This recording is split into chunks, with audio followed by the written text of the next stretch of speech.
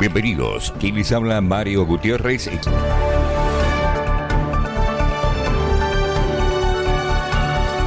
Principales titulares.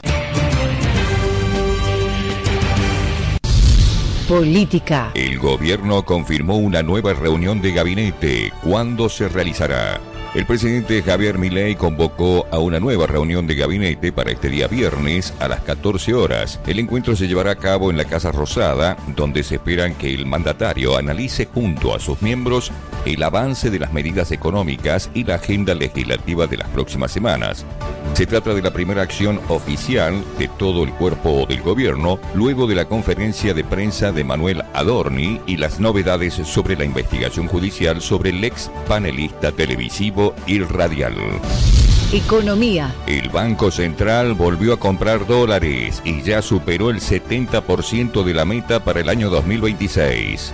El Banco Central de la República Argentina retomó las compras de divisas en el mercado cambiario. Ya superó el 70% de la meta de acumulación prevista para todo el año 2026, en el marco del nuevo esquema monetario implementado a comienzos de año. En la última jornada, la autoridad monetaria adquirió 71 millones de dólares, lo que le permitió extender a 79 ruedas consecutivas con saldo comprador, consolidando una tendencia sostenida de acumulación de reservas. El Banco Central de la República Argentina acumula más de 7.200 millones de dólares en compras en lo que va de este 2026, cifra que representa aproximadamente el 72% del objetivo anual fijado por el gobierno. El proceso de compra de divisas se da en el contexto de un nuevo esquema económico que combina intervenciones directas en el mercado de acuerdo con empresas y organismos del sector público para reforzar la oferta de dólares. En este marco, las reservas brutas volvieron a ubicarse por encima de los 45.000 millones de dólares, en un contexto donde la acumulación de divisas es uno de los ejes centrales de la política económica para fortalecer la estabilidad cambiaria. De esta manera, el Banco Central continúa avanzando hacia la meta anual de reservas en un escenario en el que la compra sostenida de dólares aparece como una herramienta clave para sostener el equilibrio macroeconómico. Internacionales. Un hombre fue baleado cerca del monumento a Washington y la Casa Blanca cerró temporalmente. Un individuo resultó herido de bala este lunes por un agente del orden público cerca del monumento a Washington, según los servicios secretos y la Casa Blanca, donde el presidente estadounidense Donald Trump asistía a una pequeña reunión de negocios y debió permanecer brevemente cerrada. Personal del Servicio Secreto de los Estados Unidos se encuentra en el lugar de un tiroteo en el que se vieron involucrados agentes de policía en la intersección de la calle 15 y la avenida Independence en Washington, D.C. Se lee en un comunicado publicado en redes sociales: una persona resultó herida de bala por las fuerzas del orden. Según los informes de personas cercanas a la Casa Blanca, donde el presidente estadounidense Donald Trump asistía a una pequeña reunión de negocios, fue cerrada temporalmente.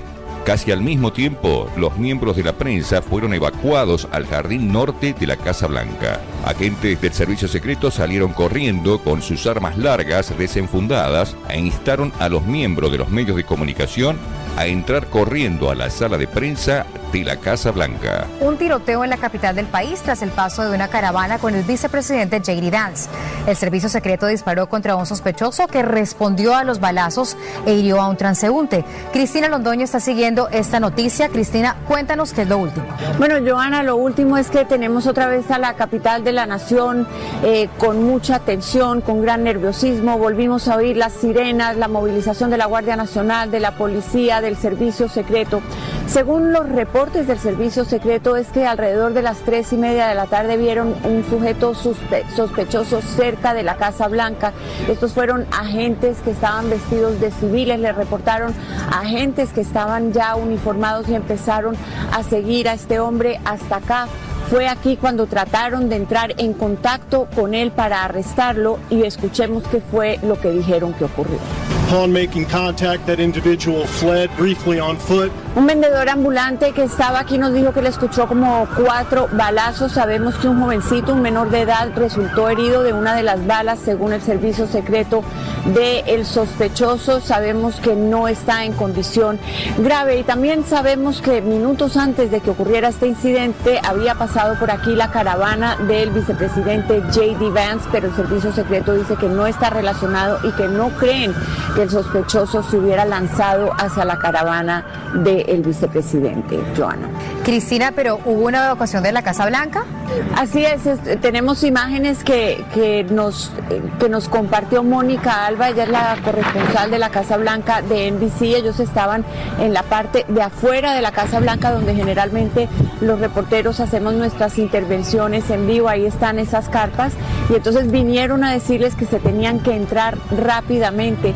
Mira, una de las ironías, Joana, es que estos corresponsales estaban también en la cena de corresponsales de la Casa Blanca hace poco más de una semana y acabaron tirados en el suelo cuando se oyó el tiroteo en que Cole Allen resultó acusado de haber tratado de matar al presidente Donald Trump. En este caso no sabemos, el servicio secreto no aclaró si este incidente tenía algo que ver con el presidente Trump. Él estaba dentro de la Casa Blanca y siguió adelante con la conferencia de prensa que tenía programada de pequeños negocios. Joana. Gracias, Cristina, por tu informe.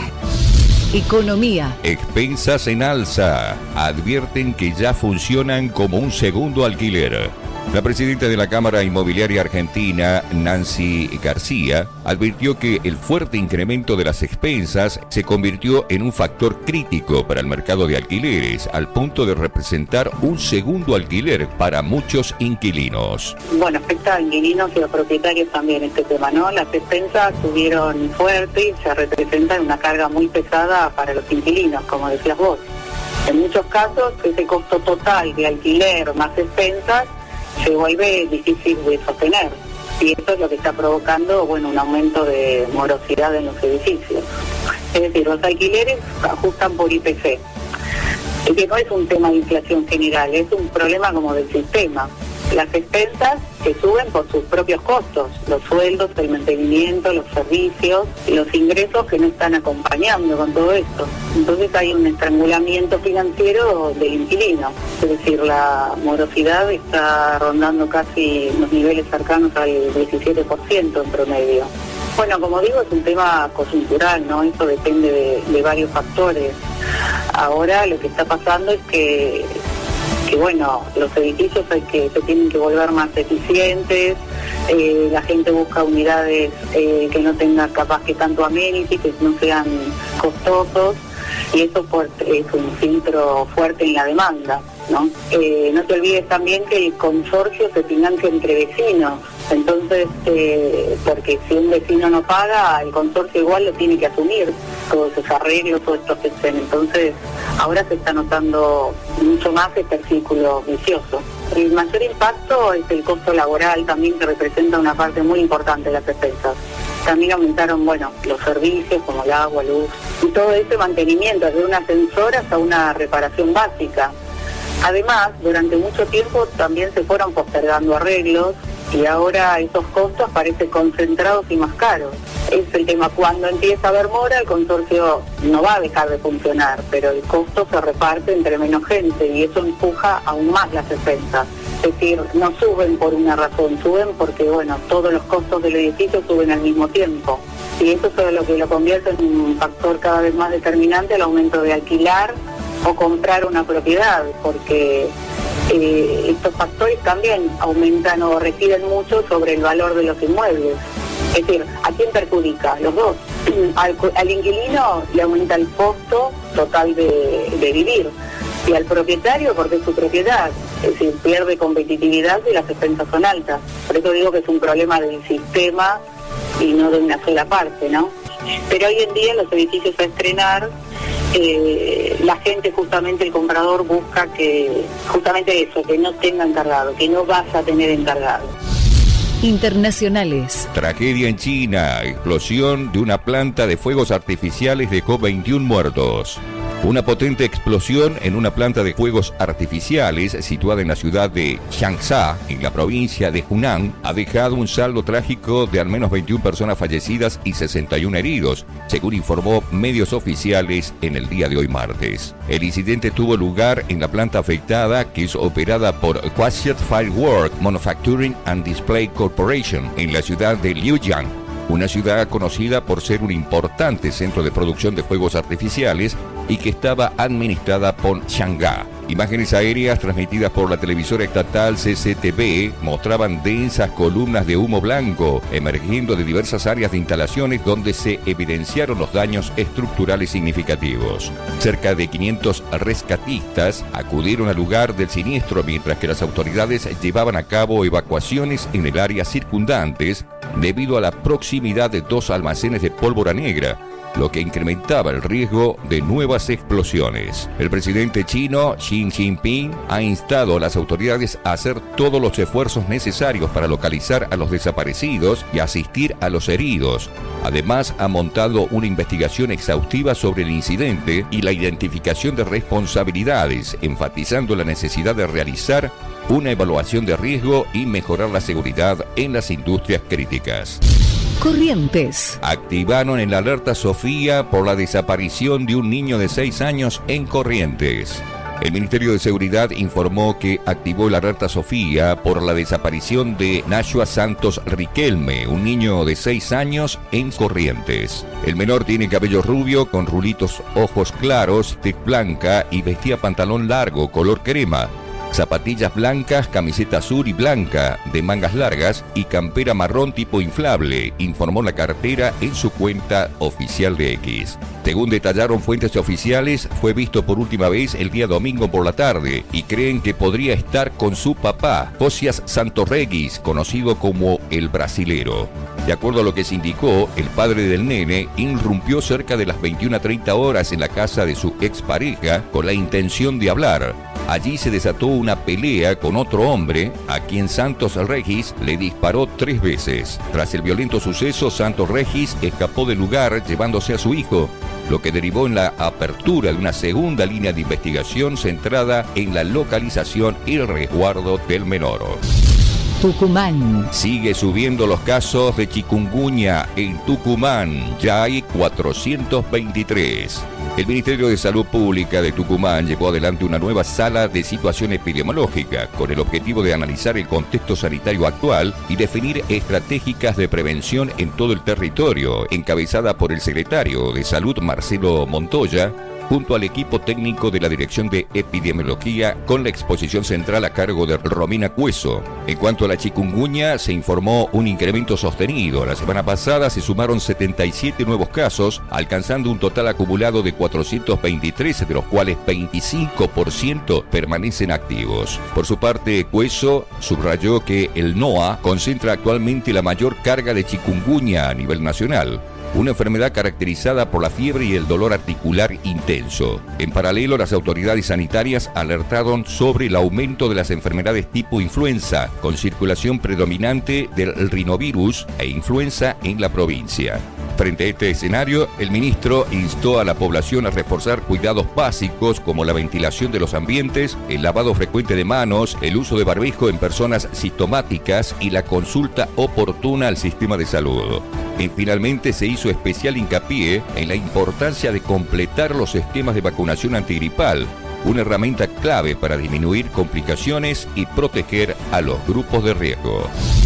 Córdoba. Una estudiante de 14 años murió en el baño de su colegio. Una profunda conmoción atraviesa en la comunidad educativa de Río Cuarto tras la muerte de un adolescente de 14 años ocurrida este día lunes dentro de su escuela. La joven se descompensó durante la jornada escolar y pese a los intentos de reanimarla falleció poco después. La autopsia preliminar determinó que murió de un ACP hemorrágico. La estudiante cursaba el tercer año del secundario en el Instituto San Francisco de Asís, ubicado en la calle Garibaldi al 200 en el sector de la Banda Norte. Según informaron medios locales, fue hallada descompensada en el baño del establecimiento, lo que generó una rápida intervención de las autoridades escolares.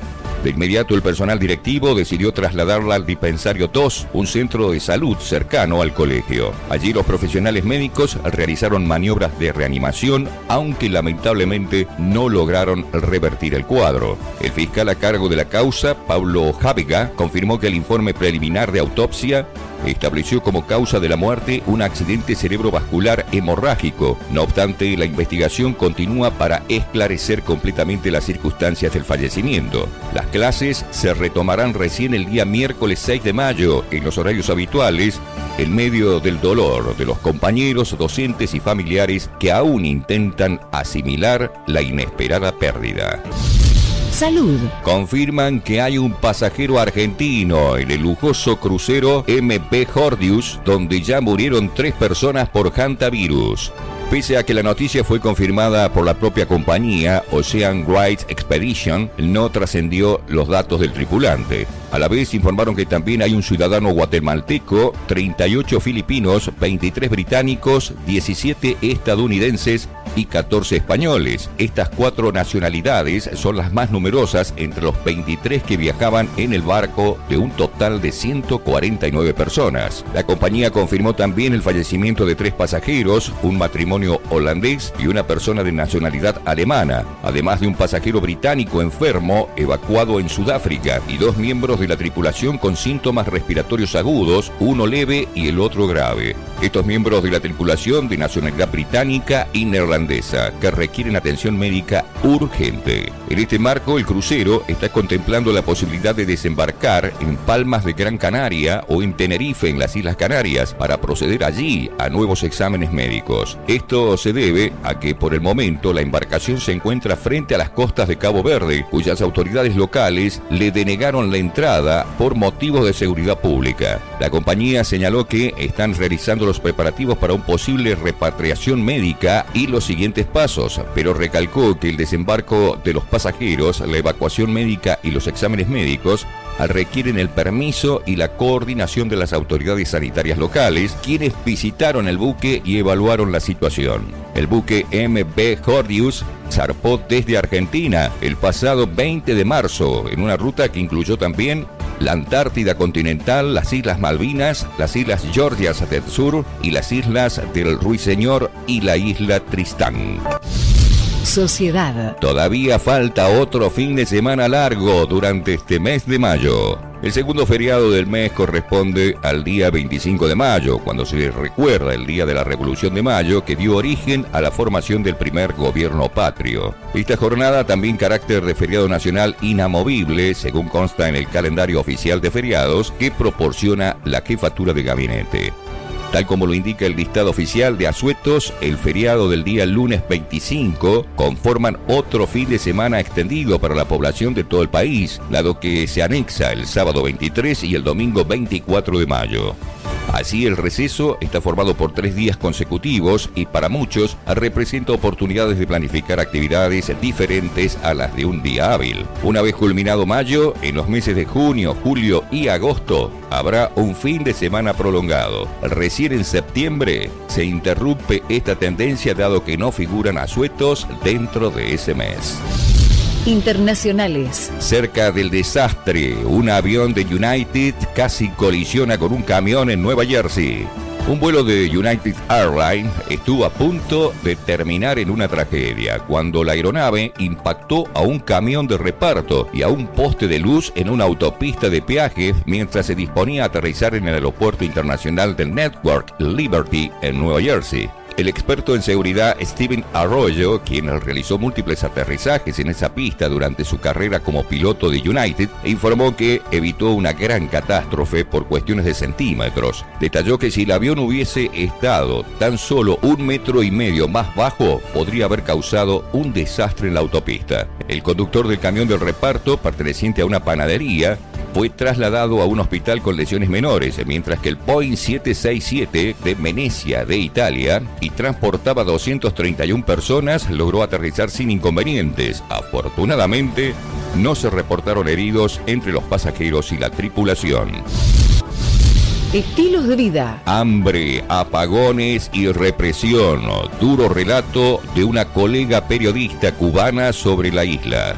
La periodista cubana Camila Acosta Rodríguez, corresponsal del diario ABC de España y colaboradora de Cubanet, describió un escenario de crisis estructural en Cuba, con carencias severas de servicios básicos, creciente descontento social y un sistema político agotado. Dentro de unos días llega el portaaviones norteamericano a las costas de Cuba y la posible liberación de Cuba de su régimen comunista. Ahora, ¿cómo ven los ciudadanos comunes, la gente común de la calle, este posible ataque por parte de los Estados Unidos a Cuba? La verdad, los cubanos están locos porque eso suceda. El cubano está tan desesperado porque no tiene agua, no tiene comida.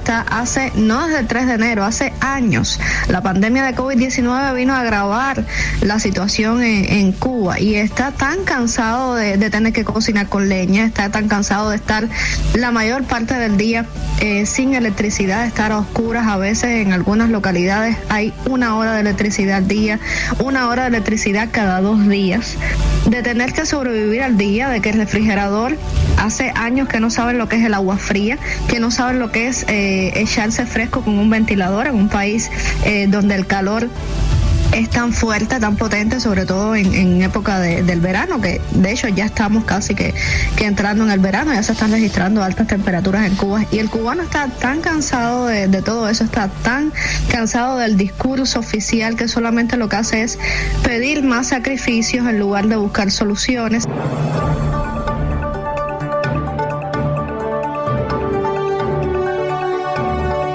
Llegamos al final.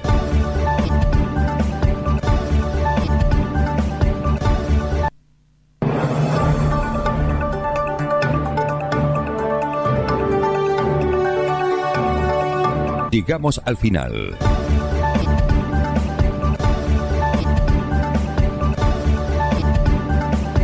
Los invitamos para nuestro próximo informativo.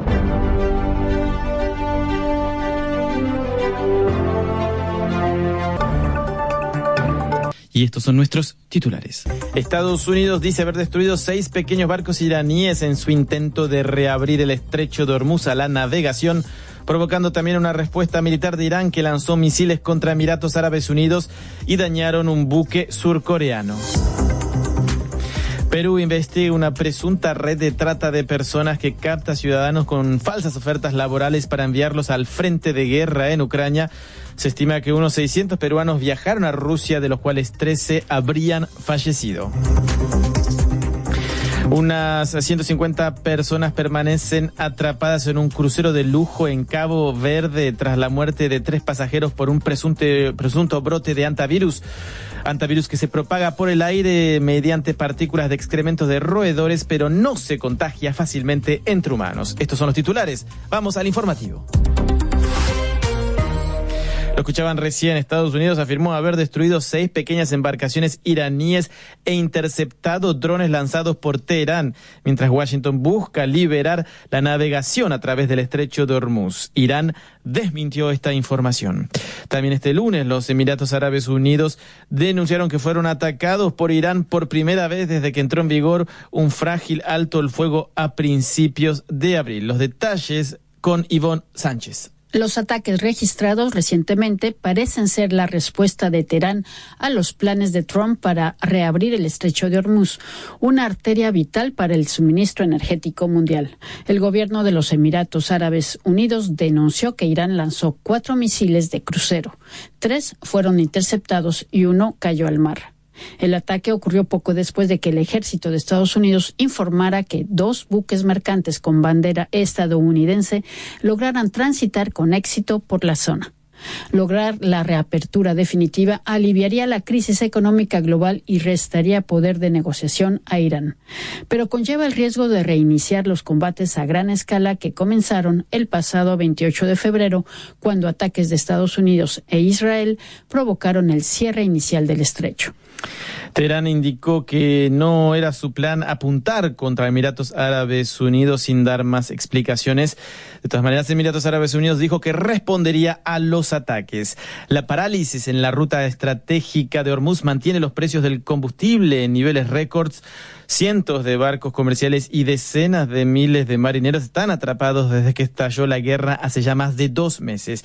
Análisis de la situación con el investigador de la Universidad de Las Palmas de Gran Canarias, Julián Santana Silva. Trump habla de escoltar a esos buques.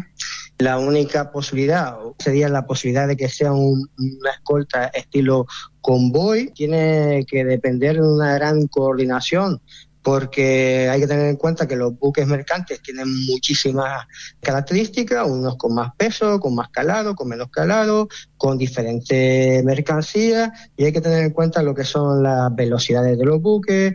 Hay que tener en cuenta también que no todos los capitanes de esos buques mercantes están entrenados en maniobras militares de estilo convoy. Hay que tener en cuenta el riesgo que se puede dar en la carga transportada, porque mucha de la carga puede ser altamente inflamable, como puede ser petróleo, que transportan gas. Y después también hay que tener en cuenta también la posibilidad de que se dé una guerra electrónica, ¿no? Porque al haber tantos buques, permítame la expresión, estilo convoy, puede haber interferencias, posiciones y rumbos engañosos en cuanto a las comunicaciones. Escuchaban a Julián Santana Silva de la Universidad de Las Palmas de Gran Canarias. También sobre este conflicto, y reunidos en Armenia, los líderes europeos advirtieron que la retirada de 5.000 soldados estadounidenses de Alemania confirma que Europa debe asumir su propia seguridad. Trump tomó por sorpresa a la OTAN y adelantó que planea recortes muchos mayores. Las tensiones en la alianza han crecido desde su regreso a la Casa Blanca, bajo la advertencia de que los europeos tendrán que defenderse solos y sostener el apoyo a Ucrania. También la Casa Blanca enojada con sus aliados europeos por la falta de apoyo que ellos consideran en el conflicto con Irán.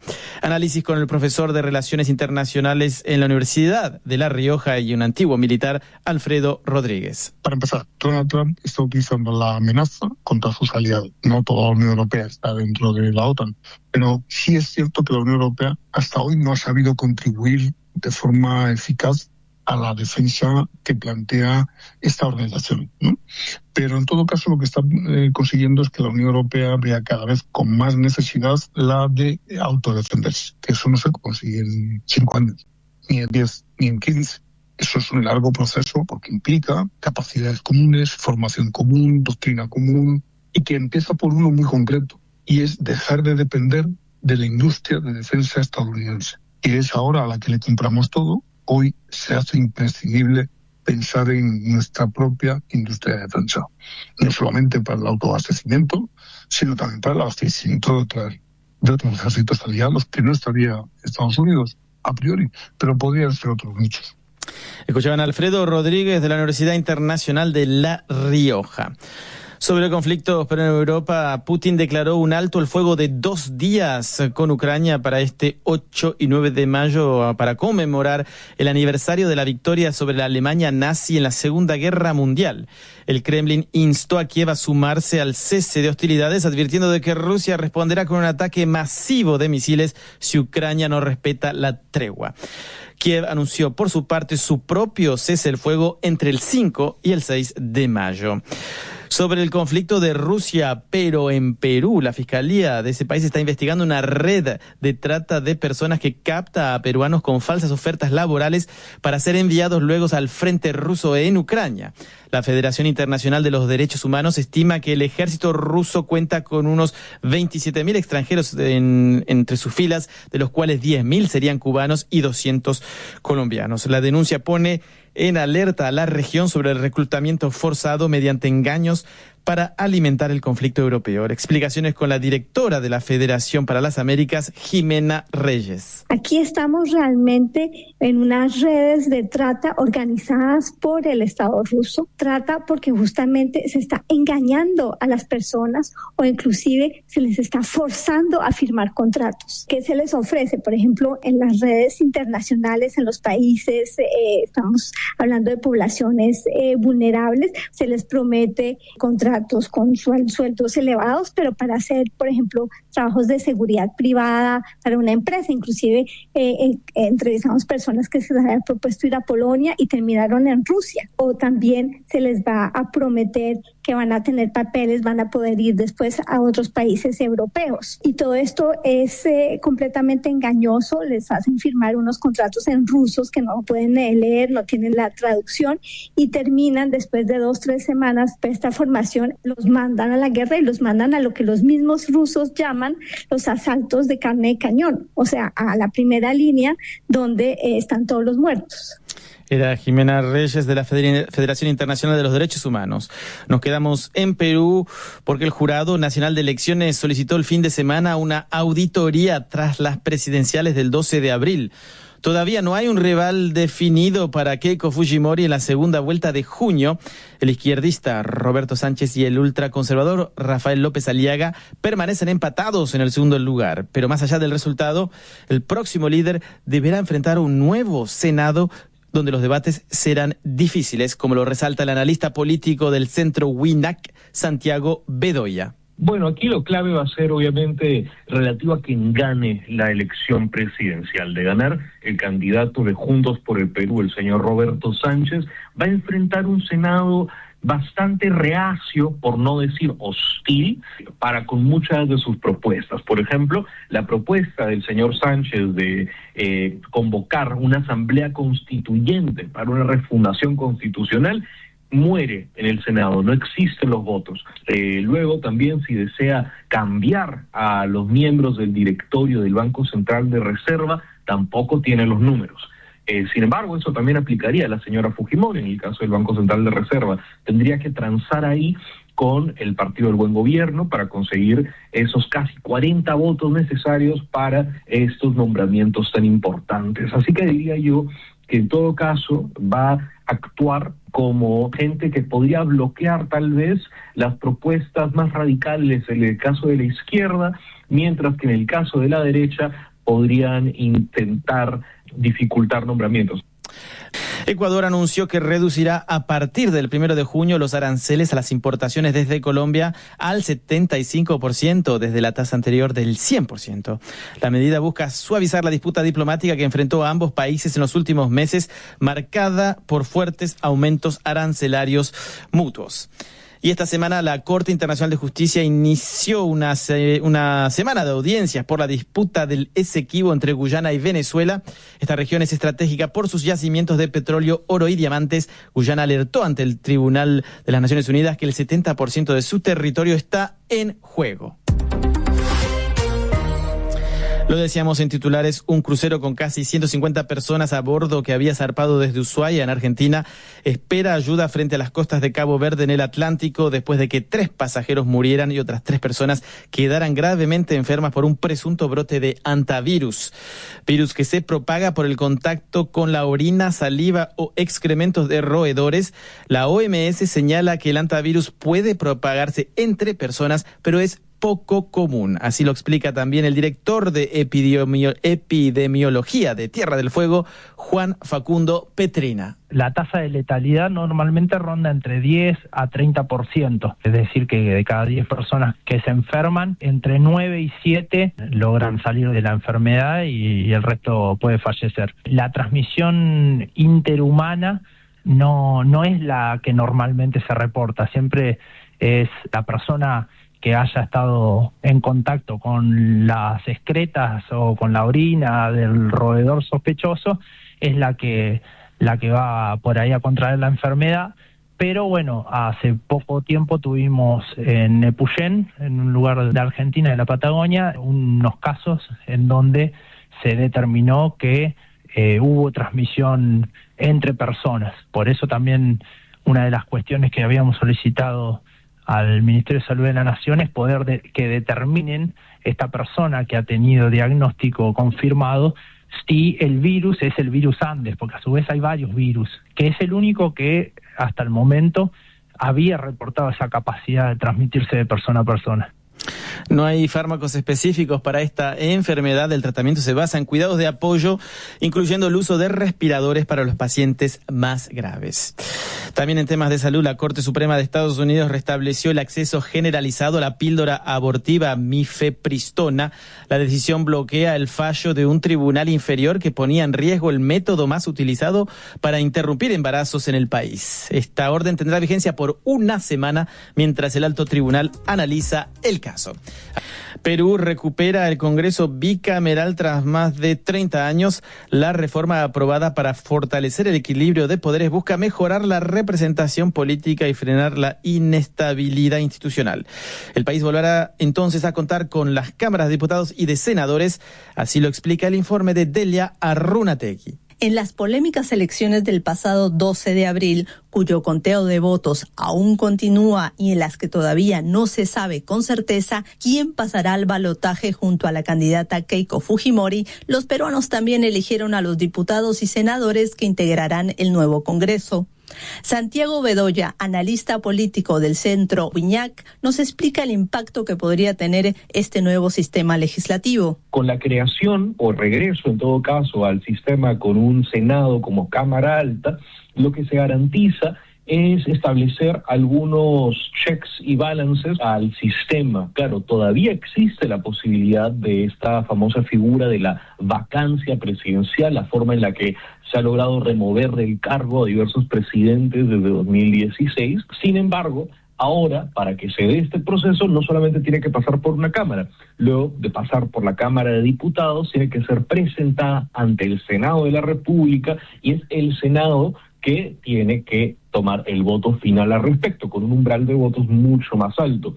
Y viendo los resultados de este proceso electoral celebrado el 12 de abril, no pinta a que ni la derecha parlamentaria ni la izquierda parlamentaria pudiese llevar a cabo una medida de tal envergadura. Sin embargo, existen dudas sobre las razones por las cuales los congresistas han impulsado el retorno al sistema bicameral.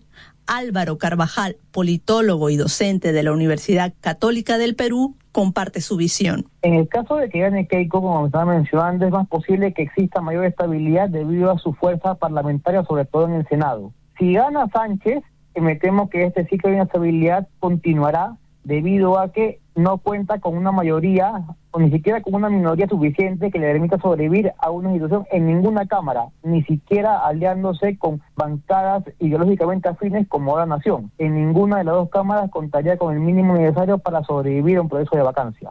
Por otro lado, bancadas como Buen Gobierno y Obras permanece una incógnita, por lo cual no se sabe exactamente el destino que tomarán una vez en el Congreso, debido a la variopinta composición de la bancada. Los nuevos senadores tendrán un papel decisivo en los procesos de vacancia presidencial. Una moción iniciada en la Cámara de Diputados solo prosperaría si obtiene mayoría calificadas en ambas cámaras. Además, el Senado tendrá la potestad de nombrar a los magistrados del Tribunal Constitucional, a los directores del Banco Central y a otras altas autoridades. Hasta aquí, el resumen diario de noticias.